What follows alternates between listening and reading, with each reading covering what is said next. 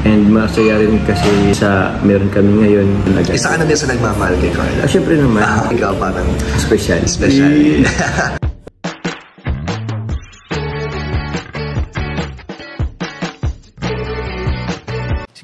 Si Kuya Jens, ano yun, reactor natin yan. Official reactor. Hello mga kalingap! Welcome back sa ating YouTube channel, si Kuya Jens. So bago ka lang sa aking YouTube channel, huwag niyo pong kalimutang mag-subscribe at click the bell button para like updated sa mabago upload na video. At huwag po nating kalimutang suportahan ang butim Kalingap sa pangunguna ni Kuya Val Santos Matubang, Ate Ed the Vlog at syempre Kalingap Rob. At pakisuportahan din po ang aming mga kasamahan sa butim Kalingap. Nandiyan po ang K-Boys, Kalingap Partner, Kalingap Reactor at lahat po ng charity vlogger sa buong Pilipinas na tumutulong sa mga kabayan natin na ngalan at mahihirap. Suportahan po natin lahat, guys. So, ayun mga Kalingap, habang naghihintay po mga Kalingap at excited na po ang lahat sa lahat po ng supporters ng Jomcar at mga nag-aabang po ng Part 39 Season 3 na Kanilang Tambalan, ay meron po tayong panonoorin at bibigyan ng reaction video mga Kalingap. Ito po ay ang ginawang interview po mga Kalingap ni Papa Dan kay Papa Joms mga Kalingap. Kung saan po mga Kalingap merong mga pag-amin at ibinahagi po si Papa Joms patungkol po sa kanyang mga plano at sa kanilang dalawa ni Carla mga Kalingap. Na talaga naman mga Kalingap magpapakilig ng araw natin ngayong hapon mga Kalingap. So ano po hindi natin, tara panoorin na po natin at bigyan natin ng reaction video in 5, 4, 3, 2. So ba magkaroon ng bahay din dito sa sa Daet? Ay oo bro, gusto ko rin naman talaga magkaroon ng bahay at lupa kahit maliit lang din. At least kumbaga kasi syempre inisip ko na din na dito na rin talaga magtagal sa Kalingap. Okay, so parang naisip mo na ito na rin ba ang lifetime mong career? Yun yung gusto ko, yun yung plano ko. Ano para ang masasabi mo sa successful ribbon cutting at napakagandang bahay ni Carla? Syempre congratulations unang-una kay Carla. Sa buong pamilya po ni Carla, congratulations. I mean, hindi madali yung pinagdaanan lalo kay Carla. Pero yung tiwala naman na binigay niya sa atin, andun yung effort na binibigay niya. Although, isipin mo yung Kalingap Dan, bukod sa napag-vlog, nag-ano rin siya tawag niyan, nag-aaral. Medyo yung time management talaga kailangan meron ka nun. And na-manage naman kahit paano ni Carla. Nagagawa naman. Pag kailangan siya ni Kalingap Rob, nandyan siya, diba? Nandyan siya. Tapos hindi niya rin napabayan yung kanyang pag-aaral with honors pa nga. Wow! So yun, congratulations sa kanila. And deserve din naman talaga bro nila. Yung, kung anong meron sila ngayon natatanggap na blessings. Oo. Deserve naman nila. So anong masasabi mo kay Carla bilang isang collab team mo or partner? Masasabi mo na grabe yung success tsaka yung blessings na dumating hindi lang sa kanya pati sa'yo. Thank you Carla kasi tawag yan sa effort natin parehas. I mean, siyempre nung una hindi naman agad madali, pero marami rin yung pagsubok na pinagdaanan ni Carla. Madami rin bro, hindi puro lahat okay. So eventually naman bro, naging okay kami, naging magkaibigan and mas close na kayo. Mas close na kami. Mas komportable na kayo sa isa't isa. Oo din naman bro. Kaya yun, and sana magtagal pa yung namin, yung pagsasamahan. And masaya rin kasi Kalingap Dan na dun sa namin sa meron kami ngayon. Minsan sabi nga na stress reliever nga pero yun, basta aside po dun parang basta thank you.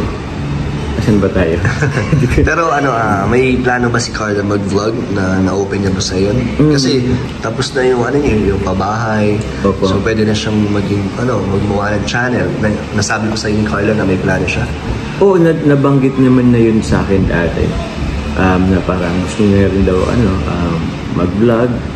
And yun nga, makatulong kasi parang ang gusto niyang mangyari parang maibalik din sa iba yung natanggap niya rin naman. So gusto niya rin mag-charity? Mag-charity. And then syempre sasamahan mo siya at tuturuan mo, di ba? Oo, tuturuan willing natin ka naman? Oo naman, willing naman ako bro. Kasi sa una talaga hindi yan hindi madali. Pero alam ko naman sa sa kakayahan ni Carla, kayang-kaya. At magiging successful din siya katulad ni Rachel, di ba? Na may For sure. YouTube channel na, at maganda ang supporters niya. Kaya ganun din kayo ni Carla pag may channel na siya. Oo, at lalo sa kanya bro, kasi marami talaga nagmamahal sa kanya. Kaya alam ko naman yung support, alam kong andun agad. Isa ka na din sa nagmamahal kay Carla. Syempre naman. tayo, hindi lang ako. For sure, lahat naman tayo. Pero syempre, ikaw parang special. So bro, ang dami nag-aabang ng Liham na kailan mo daw babalikan. Grabe naalala nila ang Liham. Naalala ng Liham? May plano ka pa bang balikan yun? At bro, di ba kasama si Carla? Actually, ano siya bro? Ano ba? Kasi marami nagre-request hanggang sa nakabot kay Kalinga Prab. Yung Liham? Yung Liham. Okay. So, actually, magkakaroon ng episode na pupunta ang Liham. Tayo dun sa Liham. Sa cafe. So, may aabangan pala ang Jomcar na pupuntahan niyo ni Carla. At babasahin ni Carla. Babasahin ni Carla. Grabe. And mapapanood nyo rin if ever sa page po ni Kalinga Prab sa Kalinga. Wow. Isipin mo bro, parang napadalan tayo sa cafe, tapos naisip natin na Hindi, ang alam ko bro, nag-scout tayo, di ba? Nag-scout tayo. Tapos nakita natin yung cafe, tapos yun naisip natin na gumawa ka ng Liham. Ang maganda dyan na hanggang ngayon ay tumatak sa puso ng Jomcar. Hinahanap nila actually. Akala natin sa atin, katuwaan lang. Pero nagkaroon ng meaning. Di ba? Sakto nga magpapa-refreshment lang naman. Hindi naman kinakabahan sa mga sinulat mo doon. Kasi mababasa ng buong ano yan. Hindi naman doon kasi, alam mo iba, yung sinulat ko naman kasi doon, yung about sa future, yung gustuhan kong maging successful at the same time, yung bahay na na-achieve naman na niya. Wow! So natupad? Natupad! Ay, ang galing! Ang galing.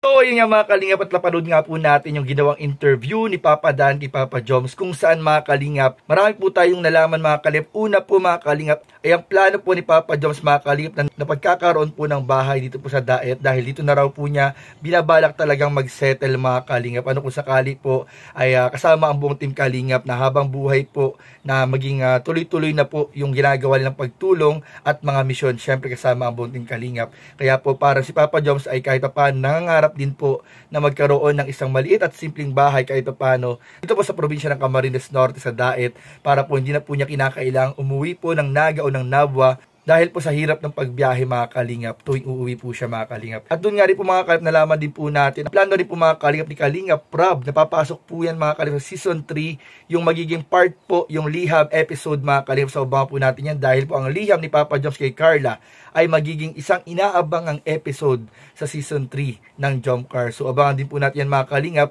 At doon nga rin narinig din po natin mga kalingap ang pinaplano po mga kalingap at gustong pangarap po ni Carla na kahit paano ay maibalik po ang ginawang pagtulong sa kanya ng Team Kalingap sa pamamagitan po ng pagtulong din po niya sa mga kapwa natin na kababayang mahihirap mga kalingap.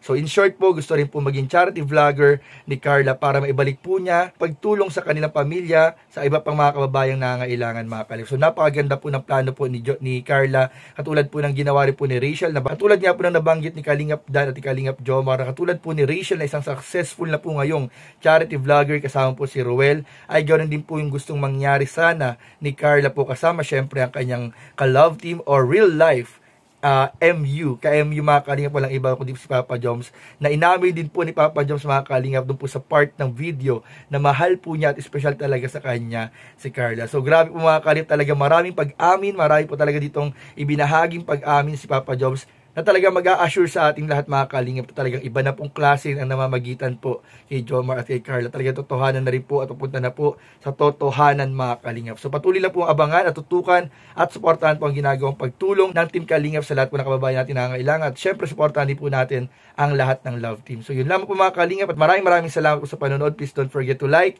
comment, share, and subscribe sa ating mga video. Maraming salamat. God bless. Bye-bye.